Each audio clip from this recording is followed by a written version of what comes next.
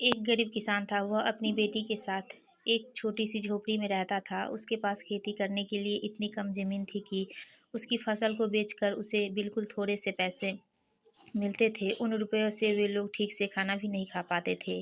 वह राजा के पास अपनी समस्या लेकर आया।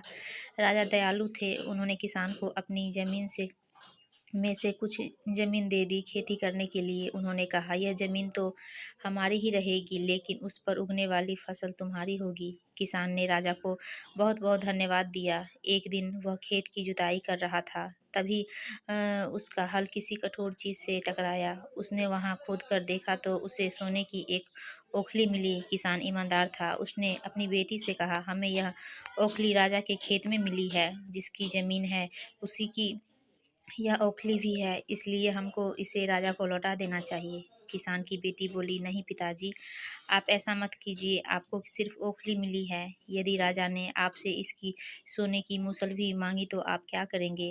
आप इस ओखली को अपने पास ही रखिए। लेकिन किसान को यह बात ठीक नहीं लगी। वह बोला, जो चीज़ हमें मिली ही नहीं वह मांगने का राजा का कोई अधिकार नहीं है। वह राजा के पास ओखली लेकर पहुंचा, लेकिन दरबार में ठीक वैसा ही हुआ जैसा कि किसान की बेटी ने सोचा था। राजा ने सोचा कि किसान ने लालचवश मूसल को अपने पास रख लिया है।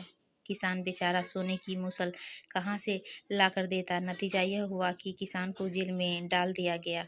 जेल में न ढंग से खाना मिलता था न पानी। किसान को ऐसी गलती की सजा दी गई थी जो उसने की ही नहीं थी। वह खाए पिए बिना निढाल हो गया। लेटे लेटे वह रोता रहता था और कहता था, बेटी की बात मानी होती, काश मैंने अपनी बेटी की बात मानी होती। एक दिन राजा ने उसे ऐसा कहते हुए सुन लिया। उन्होंने किसान से पूछा कि वह ऐसा क्यों कह रहा है।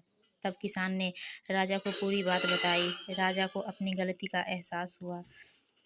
किसान को तुरंत छोड़ दिया गया। किसान की बेटी को राजा के दरबार में बुलाया। उससे बातें करने के बाद राजा को पता चला कि वह कितनी बुद्धिमान है। किसान की बेटी को राज्य के खजाने का मंत्री बना दिया गया। उन्हें रहने के लिए घर और सभी सुख सुविधाएं भी दी गई। किसान और उसकी बेटी सदा सुख से रहे। किसान को थोड़ा कष्ट जरूर झेलना पड़ा, लेकिन अंत में जीत सच्चाई की हुई।